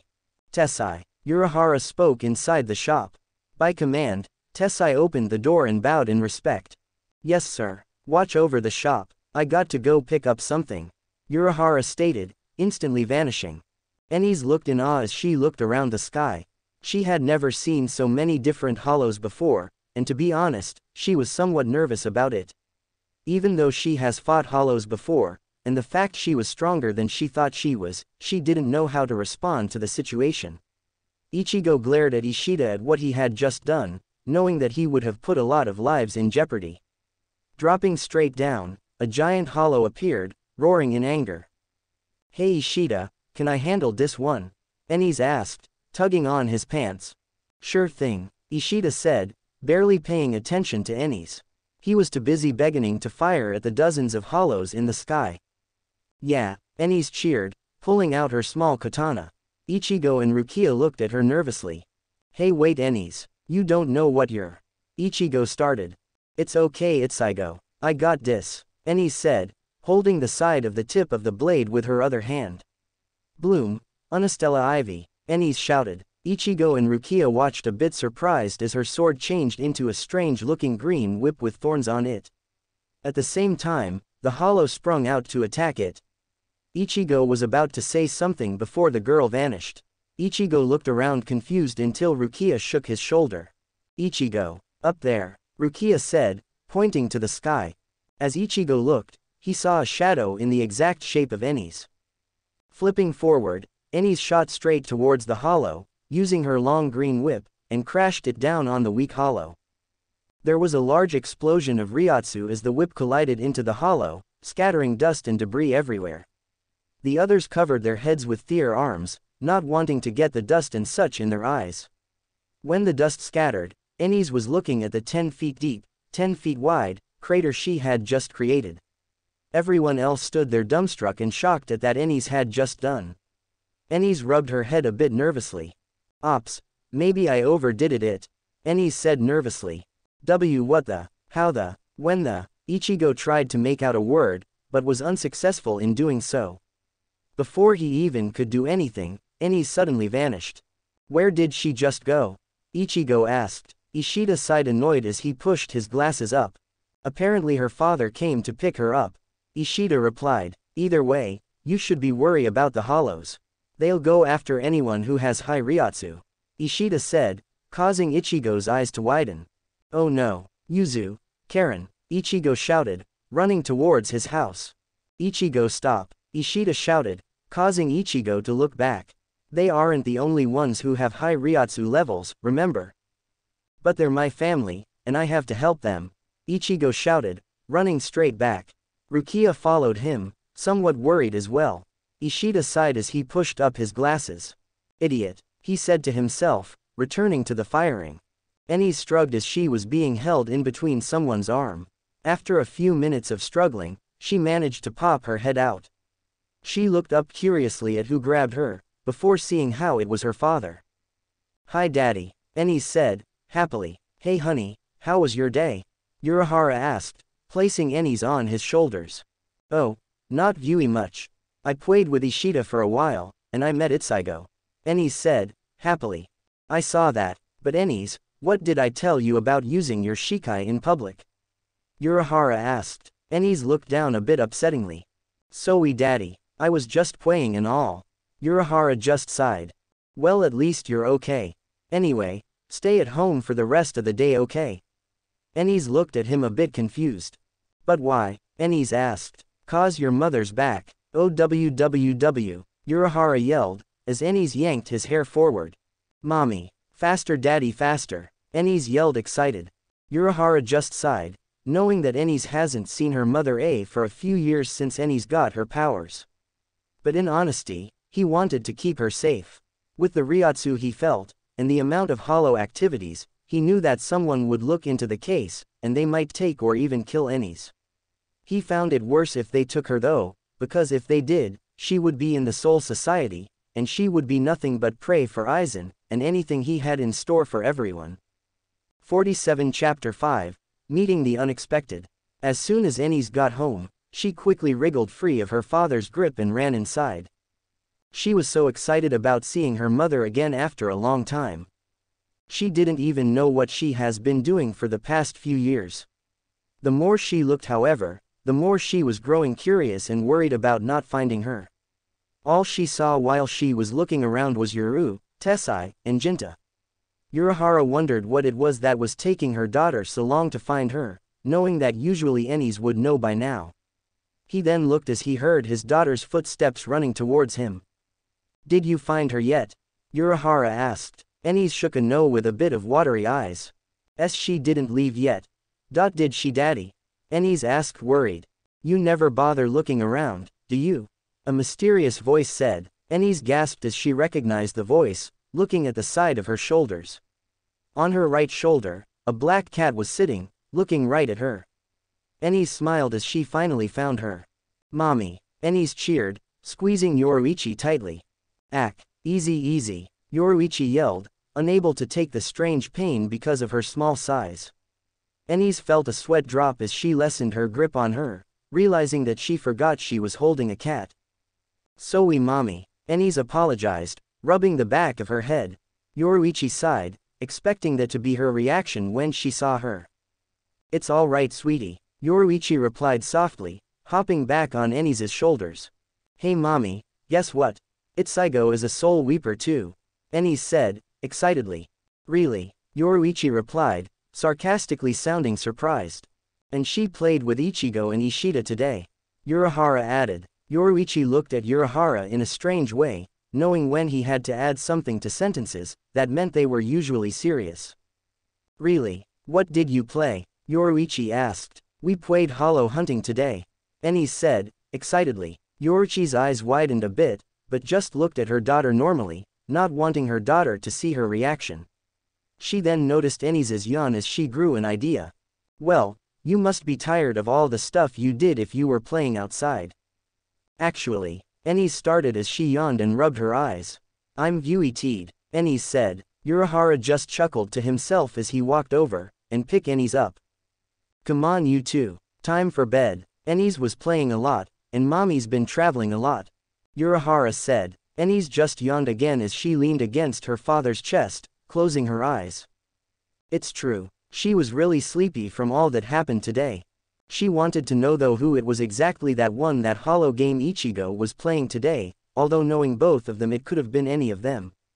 Luckily for Uruhara, it was already night by the time Enies felt sleepy, otherwise, she would probably be asking a lot of different questions and be wanting to go outside again, which would be dangerous in this situation. He couldn't afford to have his daughter go out, at least not tonight. It would be completely bad for everyone if she did that. After walking up the creaking stairs, Uruhara opened the door to Enies' room. Get some sleep you Enies, you'll have a big day tomorrow, Uruhara commented, tucking his daughter in. Uruhara kissed his daughter on the forehead as he pulled the covers up over her. As soon as Yoruichi was sure that her daughter was asleep, she quickly hopped back on Uruhara's shoulders as he left the room, turning the lights off. Meanwhile at Ichigo's house, Ichigo looked everywhere for Rukia, but couldn't find her. He was really worried about it too. She's been acting weird all day today, and she's been way too nice compared to how she usually is. What concerned him most though was the fact he couldn't find her on the same day he noticed her attitude change. Ichigo scratched his head confused for a moment until he saw a note on his desk. He knew whatever it was it would have to be from Rukia. He opened the letter quickly, wanting to know what it said. But he grew a confused look as he saw every single word misspelled. What the heck is this? Ichigo asked himself. He then noticed a picture of a bunny at the bottom. He grew an annoyed look before he realized something. Bunny started with a B, and every misspelled word had the B in them. He quickly grabbed a pencil from his desk, and crossed out every B he could find. By the end of it, he had crossed out maybe 20 Bs. He then read the note again, and gasped at what it said. Ichigo, once you read this letter burn it. After that go into hiding for a few days. They are after me Ichigo, but if they find you they will kill you. Don't even try to find me. After a few days, they should leave. Thank you Ichigo for all your kindness. Rukia. Ichigo couldn't believe what was written on the paper. What did she mean by, they? Ichigo thought to himself. And why did you run away Rukia? Ichigo lost his train of thought as he heard something muffling in the closet. When he checked it out, he grew surprised as it was Khan, tied up and gagged with duct tape. What the? Ichigo said to himself, wondering why Rukia is suddenly acting strange. Enies woke up in the middle of the night. She rubbed her eyes sleepily as she wondered what woke her up. She felt like something was wrong, but couldn't tell what. She didn't feel a hollow's presence outside her window, and knew that it couldn't have been a hollow attack. She looked out the window to the lightless city, knowing that Somethinef was going on. She cleared her thoughts as she concentrated, trying to feel what it was that was causing her to feel uneasy in her heart. Her eyes suddenly popped open as she felt it. Somewhere in the city, Ishida was fighting something, and he was losing. Ennis quickly opened the window, ready to jump out, before she looked behind her. She saw her cat-shaped mother, sitting there, staring at her. "Mommy," Ennis said quietly, feeling nervous now. "And where do you think you're going, young lady?" Yoruichi asked. Ennis remained quiet to herself before looking back at her Toher. "Mommy, I have to go. Ishida's in trouble," Ennis said, worriedly. Yoruichi sighed, knowing that she cared for the friends she had. "Those people out there are dangerous. You'll be in danger if you go, Ennis." Ennis just sniffled to herself, knowing that her mother wouldn't let her go out like this. Yoruichi just sighed, knowing that Ennis really cared for her friends. "If you're not back in 10 minutes, I'm telling your father." Ennis looked at Yoruichi surprised, before changing her expression to joy. "Thanks, mommy. Be back soon." And with that, Ennis jumped out the window, flash stepping to where Ishida was. Yoruichi sighed before she looked at the door. "You can come out now," Yoruichi said. Uruhara opened the door, surprised. "You always know when I'm eavesdropping, don't you?" Uruhara said, walking to the window. Yoruichi hopped on his shoulder. "You're going after her, right?" "I'm just going on the defensive. Waiting for the signal," Uruhara said. Yoruichi looked at him curiously. "And what would that signal be?" Yoruichi asked. "When she cries and her ryotsu bursts, then I'll know," Uruhara said, looking at the darkened city. Ishida laid there with blood seeping out of his wounds. Even with his power, he was no match for the red-headed Shimigami that easily took him down. He knew that he had met his end. "Remember the name, Abari Renji, as the one who defeated you," Renji yelled, swinging his sword down. But before he could swing it to the front, he felt something tugging on the bottom of his hilt. As he looked, he grew a confused expression as he saw a little girl Shimigami, her feet off the ground, holding onto Renji's sword. "Hi, nice to meet you," Ennis said happily. Ennis looked around as she noticed Rukia and another man, standing a few yards away. She then looked back at Ishida. Renji just blinked confused, before glaring at her. "Beat it, kid, before you get hurt," Renji yelled, swinging his sword back and forth to get the girl off. Without even waiting for herself to lose grip, Ennis jumped off and reappeared near Ishida, kneeling and looking a bit concerned at his wounds. "You okay, Ishida?" Ennis asked, a bit worried. Renji just glared at her irritably. "I said get out of the way," Renji shouted, attempting to strike the girl with the blunt side of his sword. He figured if he had struck her from the side of his sword, he could at least get her to leave without hurting her too much. Ennis just looked as he swung the sword, simply not seeming to care. Then, with just 2 of her fingers and her thumb, she grabbed the top part of the sword, stopping it completely. Renji's eyes widened in disbelief, that his sword was stopped by such a little girl. Byakuya blinked a bit as if impressed. Ennis blinked curiously as she looked at Byakuya, who was just standing there. Ennis then shifted her attention to Rukia. Ennis smiled a bit, glad to meet her old friend again. "Hi Rukia," Ennis said happily, waving. "Ennis, get out of here right now," Rukia shouted, a bit harshly.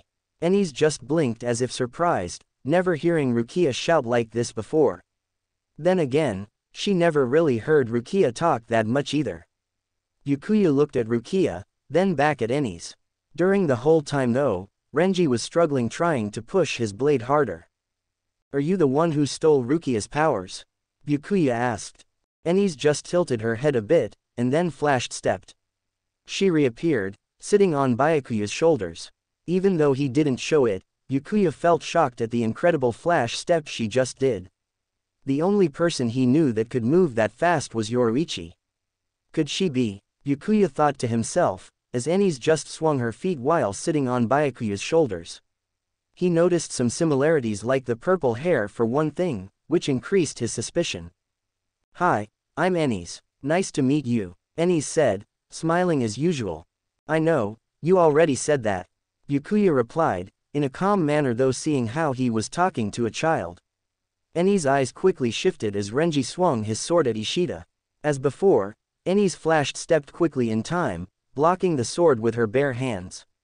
Renji groaned annoyed, not only at being stopped again by a little girl, which he would never live down if the other squad members found out, but also the fact she persisted on blocking his sword attacks.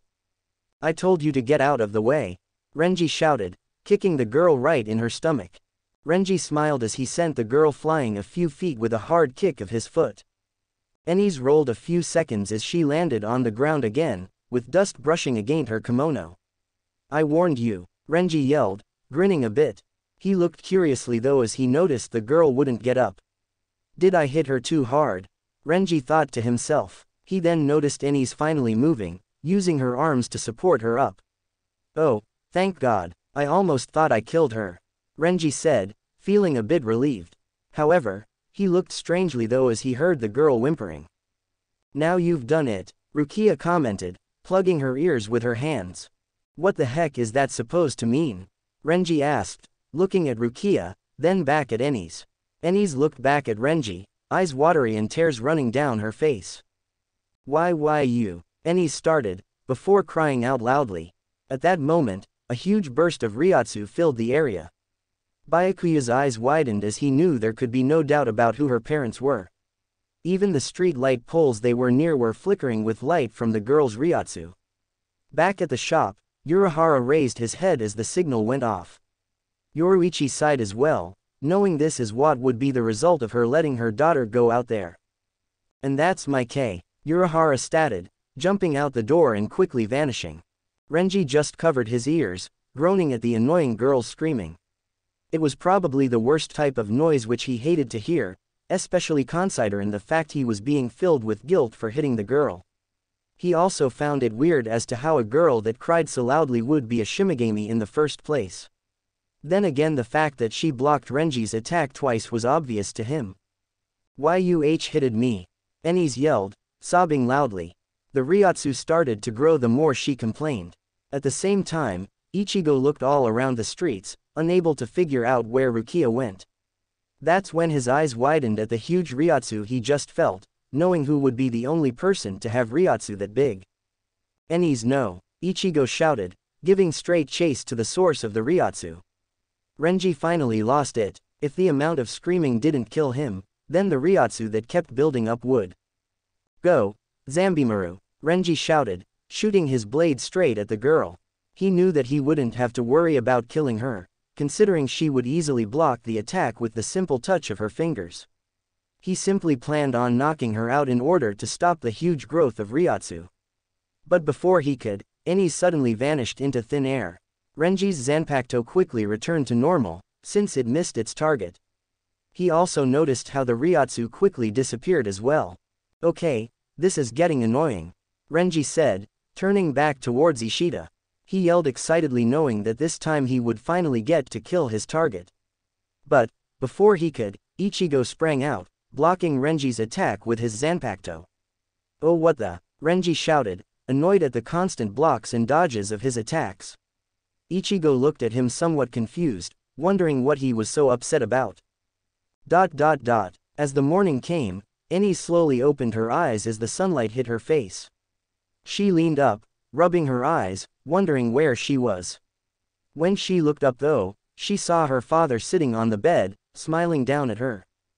"Well, look who finally woke up," Uruhara said, stroking his daughter's hair. Enies tried to remember what happened the night before. Her eyes widened as she remembered what it was that happened the night before. Uruhara raised his eyebrow a bit as he saw tears forming in his daughter's eyes, followed by sniffling. "What's wrong, hun?" Uruhara asked. Enies looked up at him, sadder than usual. She quickly jumped up to him, hugging him tightly. "They hooted me, and they killed Ishida," Enies cried, upsettingly. She didn't know about Ichigo showing up just after Uruhara grabbed her and ran. He simply hugged her back, stroking her hair gently. Enies then noticed Yoruichi brushing her head against her too, as her way of calming her down, since she was a cat. Yoruichi then looked at her daughter, sitting. "You know you shouldn't have done that," Yoruichi said, knowing that she was bound to get injured from yesterday. Enies just sniffed as she buried her face into her father's chest. "I'm sorry mommy, I just wanted to save my friends," Enies said, as she began to cry louder. Yoruichi just sighed as she normally would in this situation, seeing how Enies really cared for her friends. "You don't have to worry. Ishida is just fine," Yoruichi stated, causing Ennis to stop, even though tears ran down her eyes. She looked at her mother, a bit surprised. Really? Ennis asked. Yoruichi nodded. Ennis sniffled a bit as she tried to get herself to stop crying. And Ichigo's here too, Uruhara commented, causing Ennis to look back even more surprised. Really? Ennis said, with a bit of a sniffle. Uruhara nodded as he picked his daughter up. As soon as Yoruichi hopped on his shoulders, he carried Ennis downstairs to where Ichigo was resting. Her eyes widened however as she saw the bandages covering Ichigo's wound. She then felt relieved when she saw Ichigo waking up. He appeared to be in pain as he grunted a bit, feeling the bandages on him. Ichigo! Ennis shouted. Ichigo quickly looked as Ennis dove into him, worsening the pain. Ah, easy, Ichigo said, trying to hold back from swearing. What happened to you? Ennis asked, worriedly. That's what happens when he fights people he can't beat. Uruhara answered. Ichigo looked at Uruhara, surprised. Uruhara, where are we? Ichigo asked. Ennis just giggled, causing him to look confused. This is my house, Ennis said happily. Ichigo looked at her a bit surprised. Really? So? Daughter, your parents around too? Ichigo asked. Uruhara just groaned at the fact Ichigo hadn't realized it yet. I'm standing right here, Uruhara stated. Ichigo blinked confused for a second before widening his eyes, realizing what he meant. Wait, what the, he's. Ichigo couldn't even make out more than a word, considering how much shock he was in. Uruhara just kneeled as he rubbed his daughter's hair. What, don't you recognize the resemblance? Uruhara asked. Ichigo looked back and forth a bit, trying to see if there was any recognizable resemblance. No, Ichigo answered. Well anyway, we need to talk. Ennis, how about you go get some breakfast while I talk to Ichigo, okay? Uruhara said. Okay, Ennis said happily, skipping off to breakfast. She was wondering what her dad was going to talk to him about, but it was hopefully nothing important. Ennis stopped though as she thought of something. Her dad said that Ishida and Ichigo were fine, but didn't say anything about Rukia. Did something happen to her? Ennis thought to herself. Is daddy hiding something from me? All thoughts like these were running through her head. But for the time being, she decided to shrug it off, and enjoy her morning. As the group descended down the ladder, with Ennis holding on to her father's back, she worried as to what was going to happen to Rukia. Her father told her everything after talking to Ichigo about how Rukia got captured by the two people Ennis saw. She knew for a fact that the reed-headed guy was not nice at all, from earlier experience, and the fact that they were going to execute her was serious to Ennis. She liked her friends a lot, and didn't want anyone to get hurt.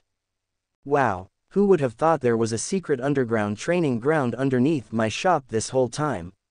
Uruhara shouted, shocked. Ennis just giggled behind him. You always had this shop, daddy. Ennis said. I already figured that, although I will admit it's pretty impressive. Ichigo stammered. Uruhara took his cane out as he looked back at Ichigo. Okay, time for business. Uruhara stated. Ichigo looked at him curiously until he was jabbed in the forehead by Uruhara's cane, getting flung a few feet away. Ow, how about a warning before the next time you? Ichigo stopped as his eyes widened. He finally noticed how the air in the area was heavy. Hard to breathe, isn't it? This is your first lesson. Uruhara tossed Ichigo a head guard and some gloves. Fight Ururu and the lesson's over. Please wear the safety gear, Ichigo. I don't want to kill you by accident. Ururu said, giving a warm-up jab. Ennis felt a sweat drop, not remembering this part of the lesson when she did it, and the fact Ururu somewhat scared her. Ururu suddenly flung into the air, smashing the ground where Ichigo was standing. Gah! Ichigo screamed, running away. Hey daddy, I got a funny idea, Ennis said, as she started to whisper something into Uruhara's ear.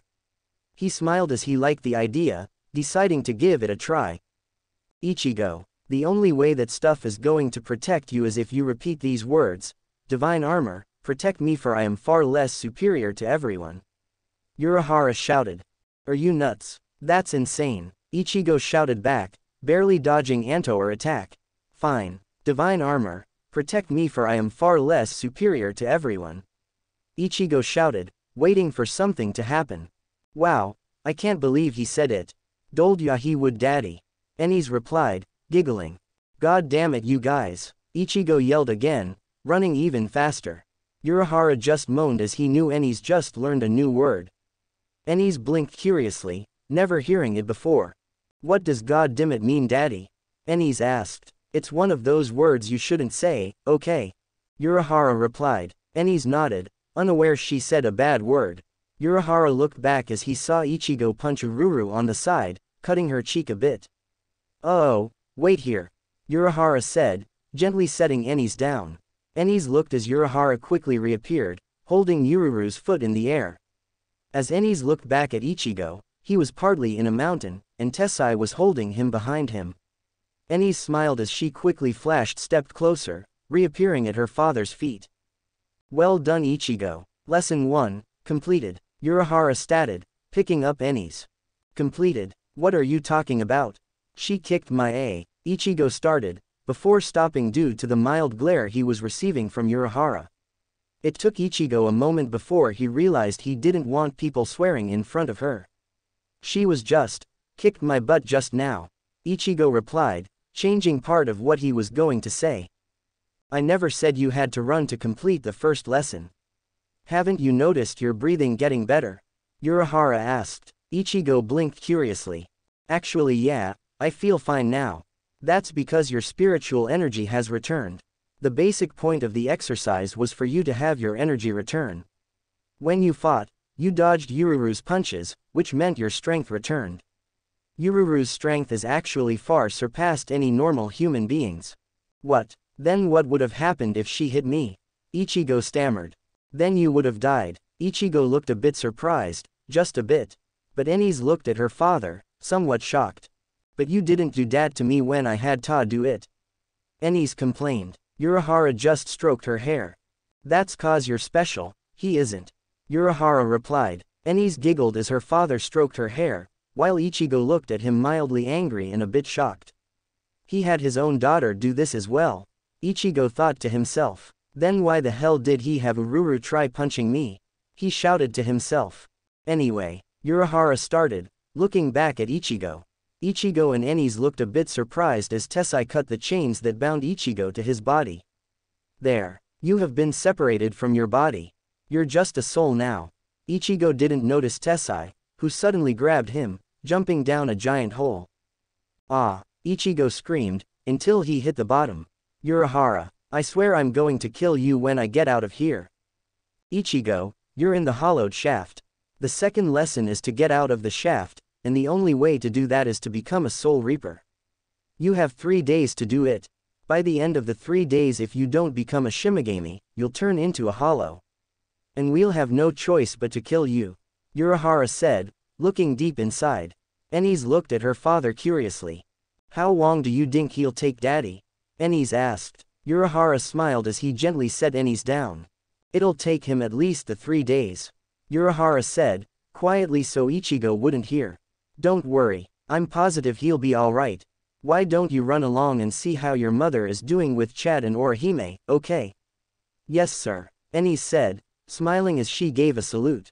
Alright, let's move out soldier. Uruhara replied, giving a salute back as Enies stepped away. Uruhara looked up at the ceiling curiously. I wonder if it's night outside.